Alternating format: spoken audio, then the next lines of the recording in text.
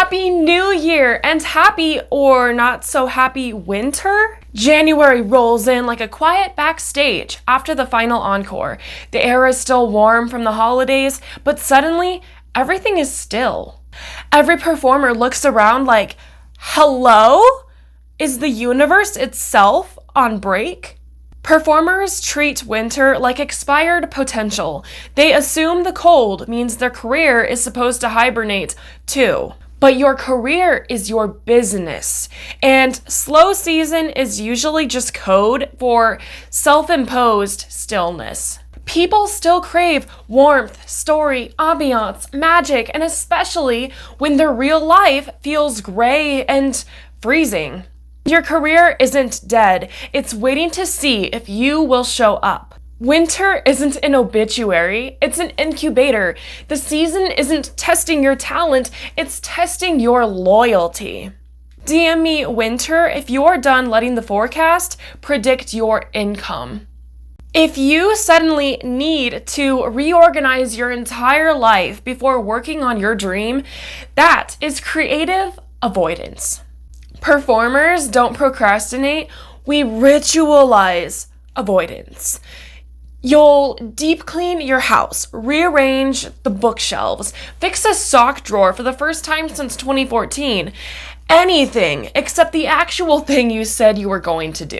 Avoidance feels productive, it feels like momentum, but it's actually just emotional cardio.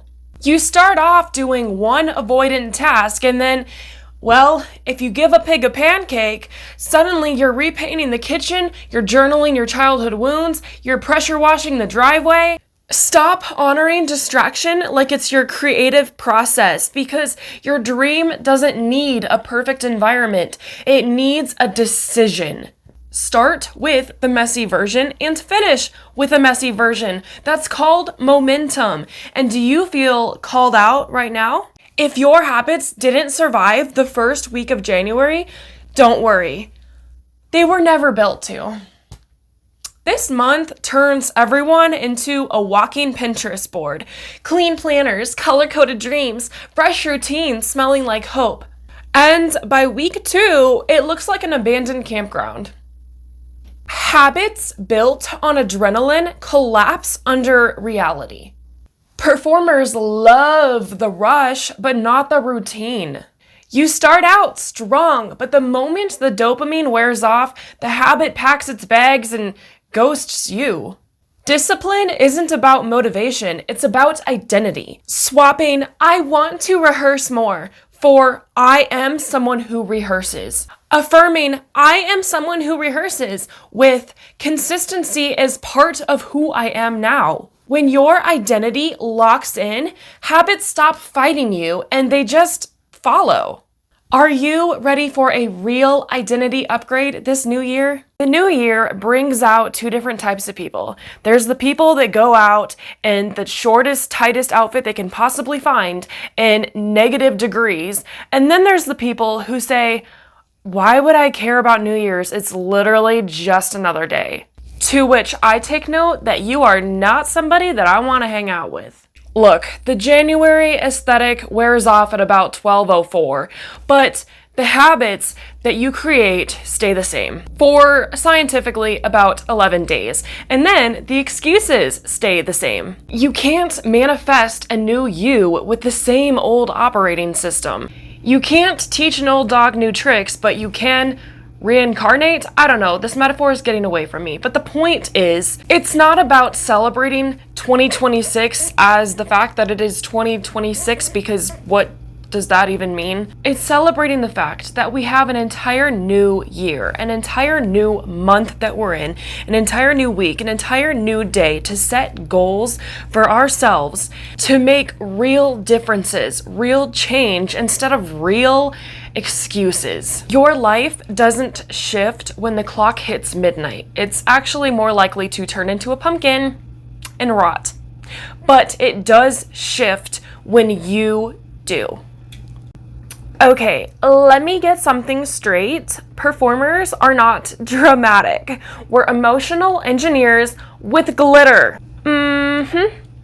You're not just performing, you're constructing an emotional blueprint, including, but not limited to, timing, color, pacing, tension, release. Atmosphere is your medium.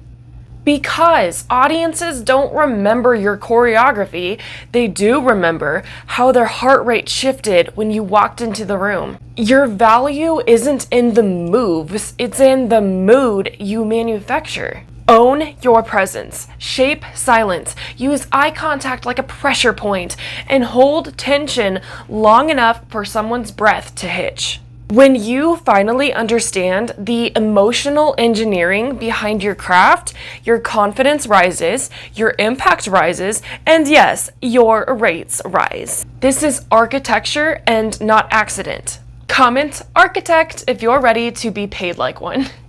Performers don't have off seasons. We have wardrobe changes. What? Listen, winter isn't a dead zone for performers.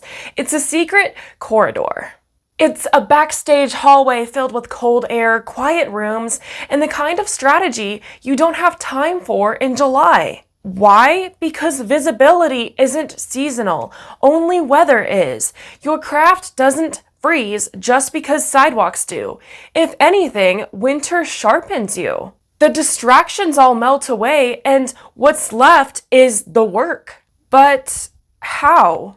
You pivot. Summer gives sunlight. Winter gives precision. You trade beach gigs for brand building. And rehearsals, outreach, upgrading the parts of your career that don't need more applause, attention, but they do need new intention. So right now, this isn't your slow season. This is your career bikini bodybuilding season. This is the season where you design the version of you the world meets in the spring. If your tip average hasn't increased in years, it's not the crowd and it's not inflation. It is your craft. Performers love to blame the economy or the room. I hope tonight's crowd is generous. Generosity isn't weather, it's psychology, and most performers think that tips rise because the audience just happened to be in a good mood. No.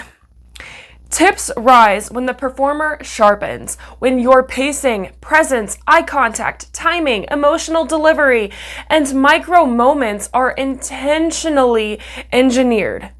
People pay more when they feel more. My recent 28% average tip increase didn't jump from luck, it came from learning how to affect the room's heartbeat on purpose.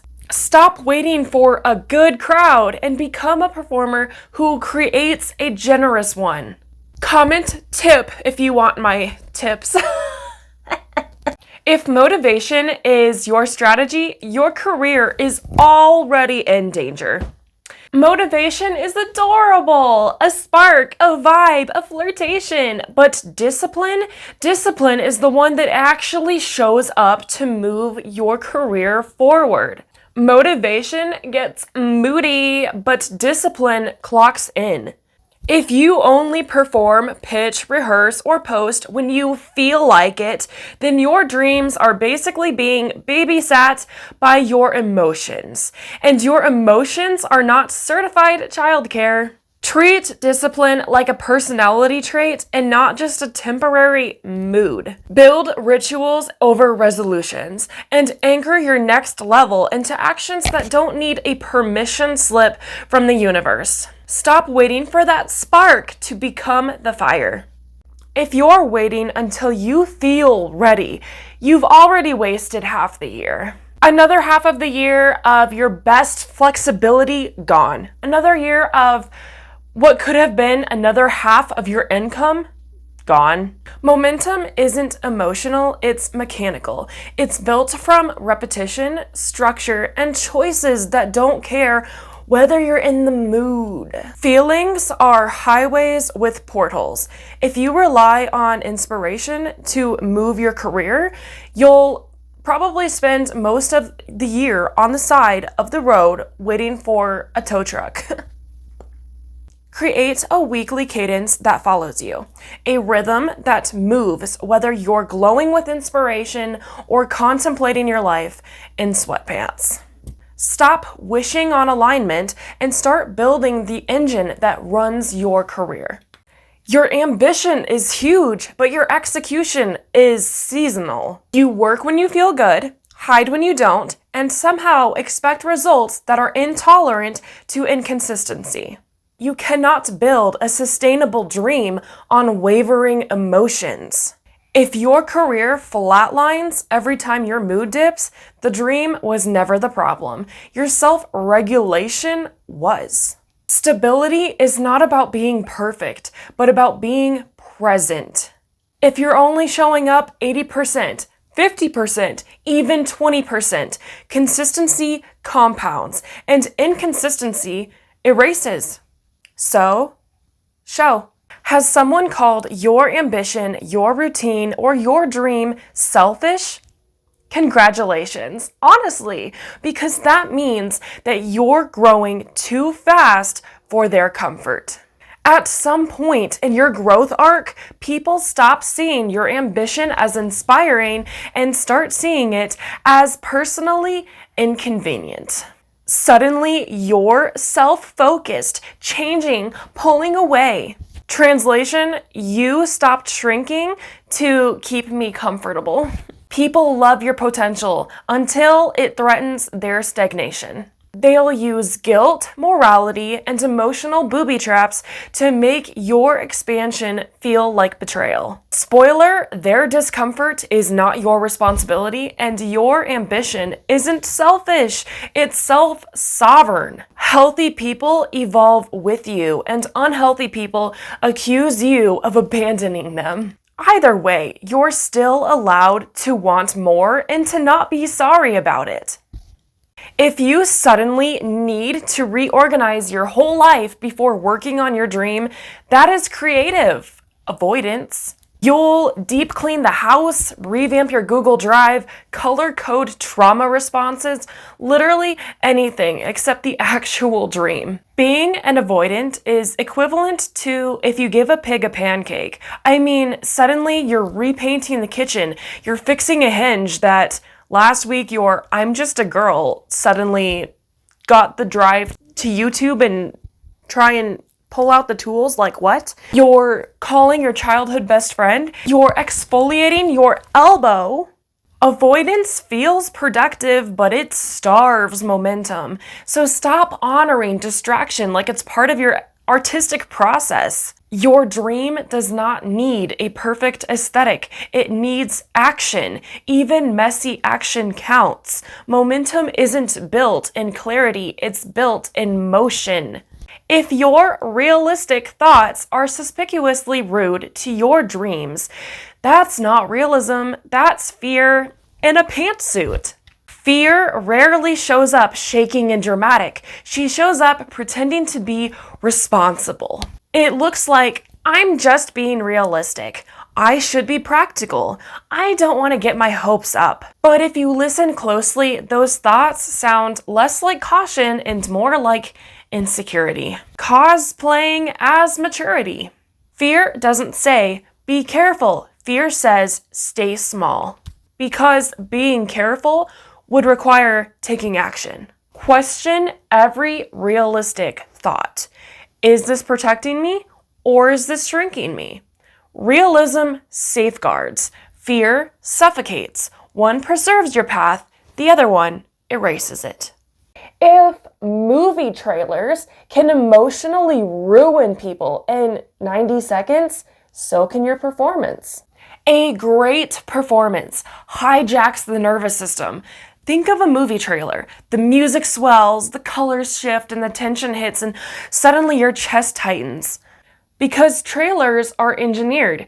Every beat is intentional. And performers, we do the same thing, but live, unedited, unscripted, and real time. So instead of asking, is this routine cute? Ask, what emotion do I want to trigger in the first 10 seconds? Is it awe? Is it nostalgia? Curiosity? Choose the feeling and build the atmosphere. When you craft experiences instead of just doing moves, the audience doesn't just watch you, they surrender to you. Turn your next performance into a show that your audience would rather binge watch over Netflix. If posting content gives you a vulnerability hangover, congrats, you're an artist. There's a specific nausea that performers feel right after posting something personal. That delete it or die moment where being seen feels like exposure and not expression.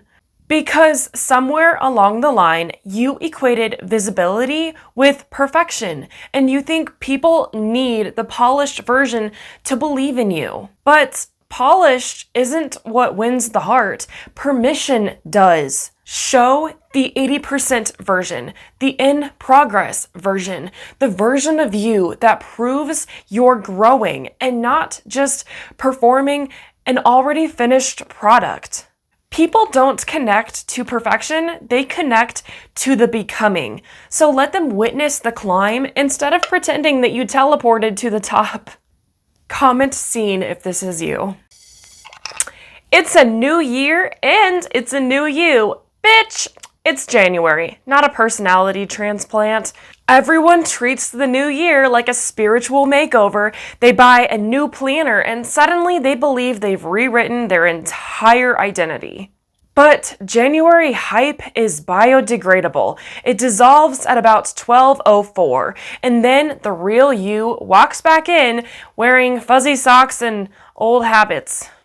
You can't buy a new life on the exact same choices that built the old one.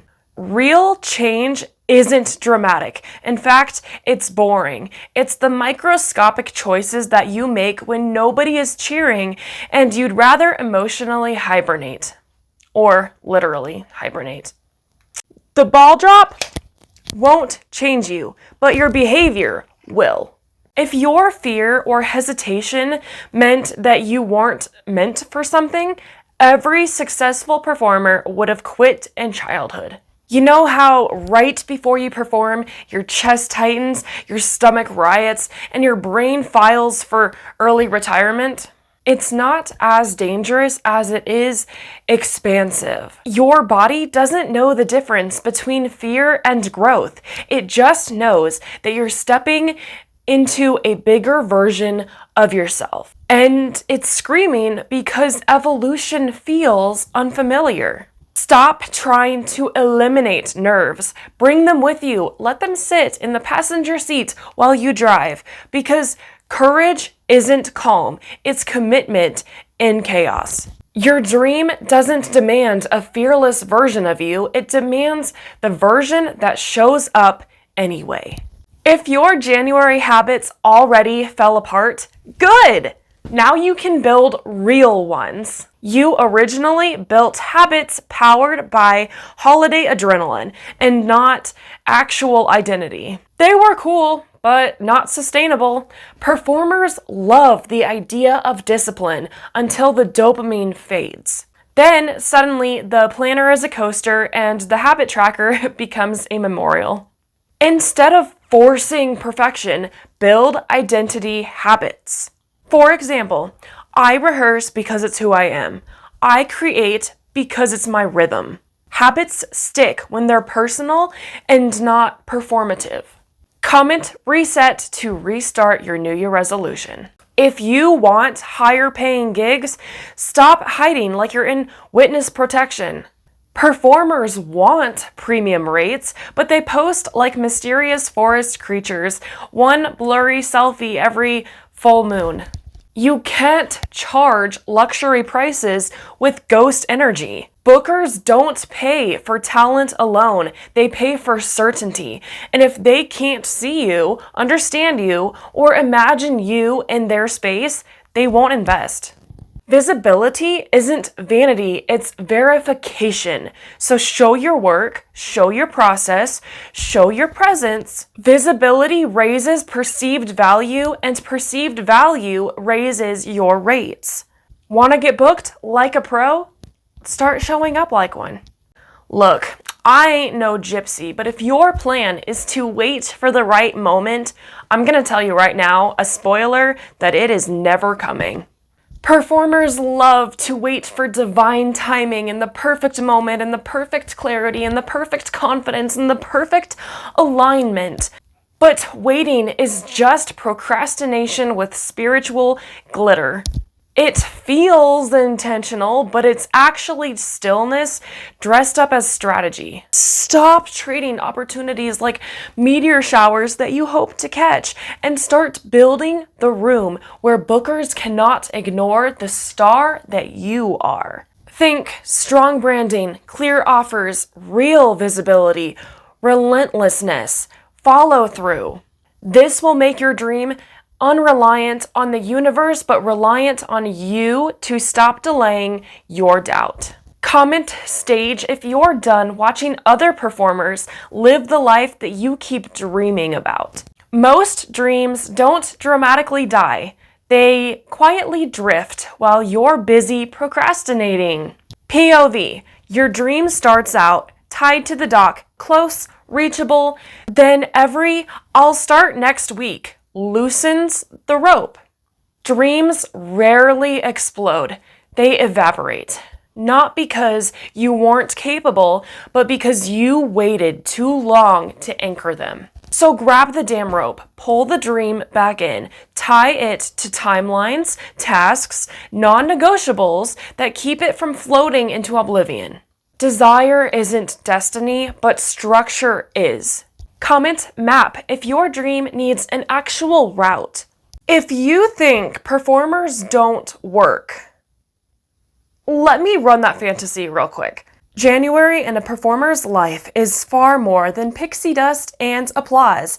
It's rhythm. I'm talking warm-ups that feel like religion, inboxes breeding like rabbits, rehearsals stitched between real life and moments where you swear time bends around your to-do list. You show up before your confidence does, you rehearse when your body is tired, you pitch when your brain wants a nap, you keep going because the art isn't a job, it is a heartbeat. Why all the chaos? Because it's calibration. People see the final act and assume it's just luck, talent, or magic, but those few minutes on stage are built from hours of invisible work. This lifestyle isn't all glamorous, but it is intentional, and January is where the real scaffolding gets built. Most people write resolutions. Performers write atmosphere. New Year rituals aren't about goals, they're about energy. Think about it. A room reset, a scent shift, a playlist that feels like prophecy. Your body remembers the atmosphere you build, and if your space feels chaotic, your year will echo it. If your space feels intentional, your decisions sharpen. So, clean the room, set the mood, put on the music that exhales confidence. Then ask yourself 2 dangerous questions. What am I done tolerating? And what am I committed to building? Your nervous system takes notes. This is how you architect a year, not with resolutions, but with resonance. If overthinking was cardio, performers, we would all be Olympians. We love to examine a problem like it's a museum, an artifact, rotating it, labeling it, journaling it, diagnosing it, overthinking it, until it literally becomes our personality trait. But the longer you sit in mental analysis, the heavier the issue becomes. At some point, the fear of fixing the problem becomes bigger than the actual problem. Reflection heals, rumination handcuffs. So move, send the message, take the class, do the run through, fix the thing. Clarity doesn't create action. Action, in fact, creates clarity. And you'll think so much better once you're already in motion.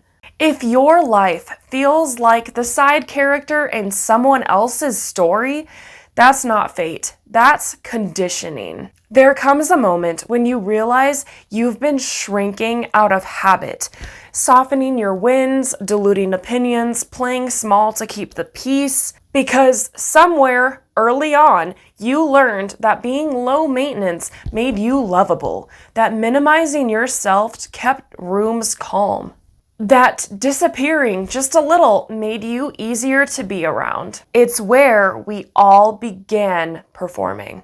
But now we're branding it. So start taking up emotional real estate, say the uncomfortable thing, celebrate the win loudly. Let people adjust or eject, but stop editing yourself for their convenience. Your life was never meant to be ambient noise. It was meant to be the plot.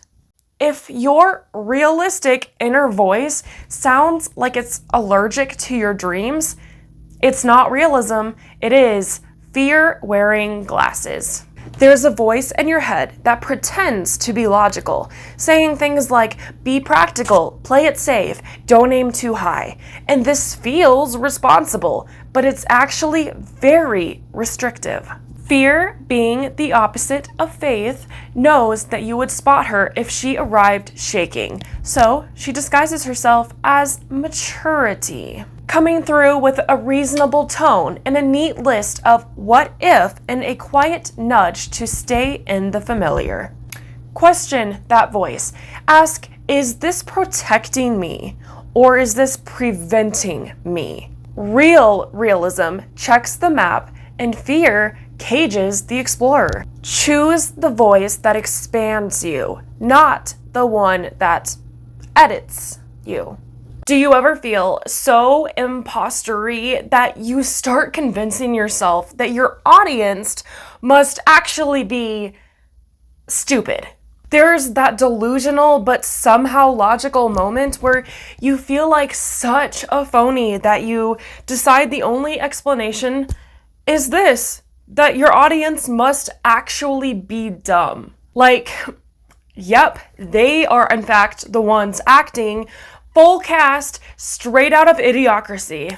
Because why else would they be watching me?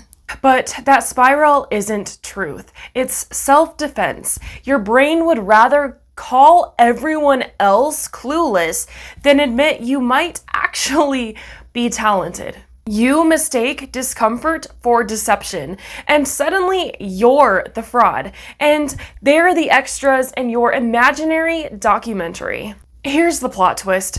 Everyone does something different, and that difference is literally what makes the world go round. Maybe, just maybe, it's not that they're idiots, but that you are in fact that good. And what if the thing that you think is you faking it is actually you finally being seen?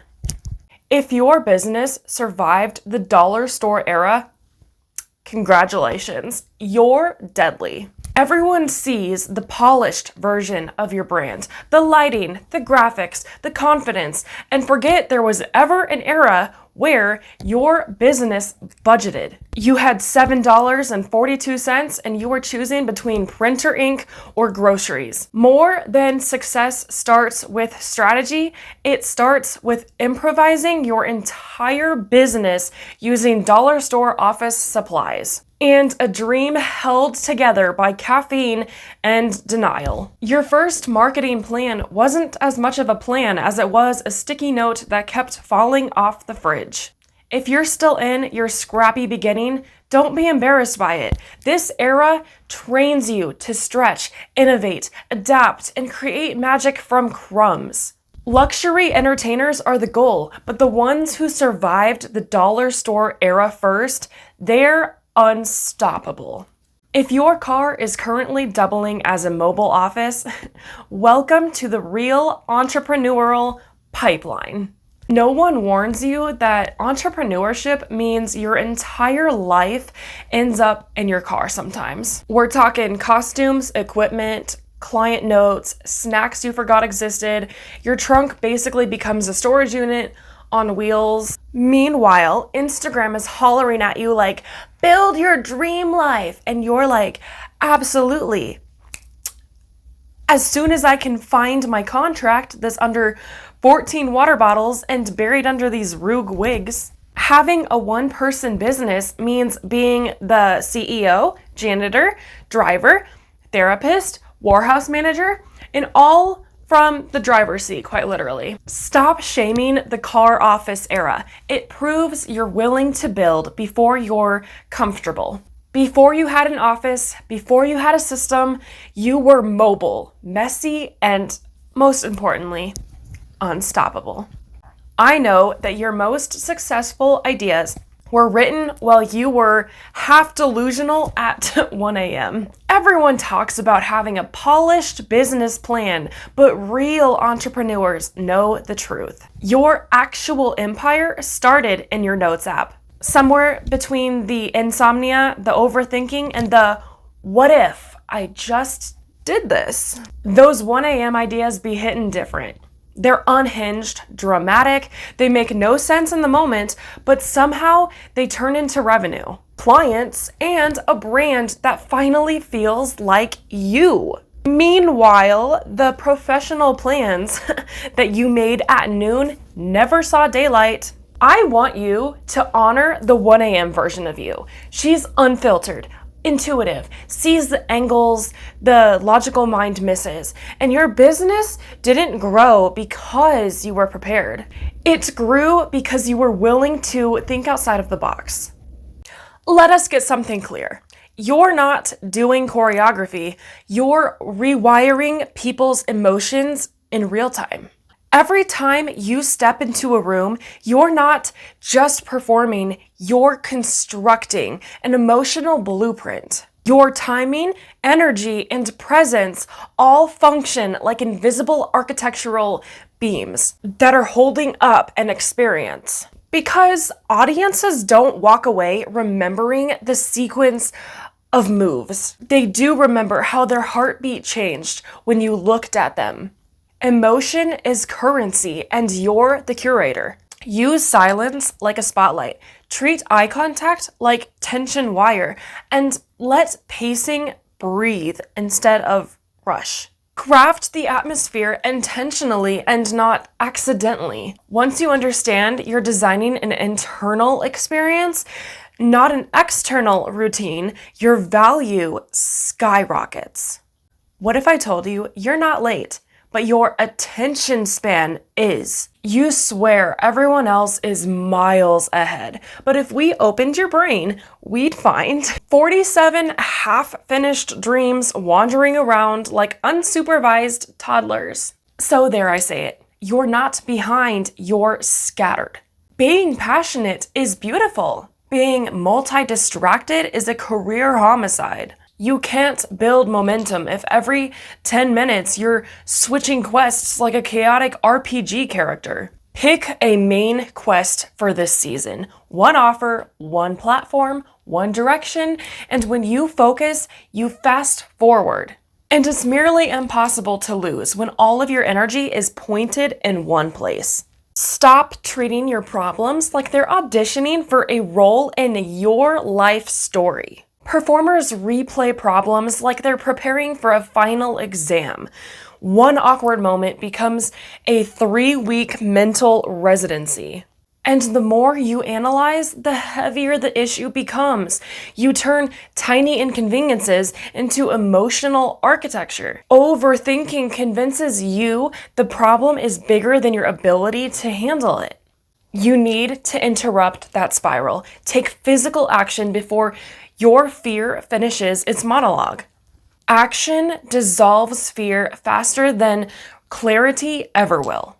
Just move now and try and understand it later. Listen, I understand wholly that posting your own content makes you literally want to crawl out of your own skin. It's like having to rewatch your own Boom Boom tape, if you know what I mean, but it's like worse because your value is attached to this and people have to judge it and decide whether it's good enough. The moves look good, but the second you notice your face on the screen, your nervous system acts like you just leaked your own social security number. Because for years, you were conditioned to only present the clean, curated, non-disruptive version of yourself. And being seen without your armor feels like you're literally naked. I want to challenge you to start with a version of yourself that's honest. Not perfect, but honest. Let people witness the evolution and not the illusion. You don't become magnetic by hiding. You do become magnetic by emerging. If choosing yourself still makes you feel guilty, you were trained to abandon your own needs. Performers who grew up to be peacekeepers really struggle to choose themselves because every boundary feels like betrayal. You believe that prioritizing your goals makes you selfish, but abandoning them makes you resentful. And you can't build a dream while babysitting everyone else's comfort. They might tell you you're being selfish, choosing yourself over them. But listen to that. Listen.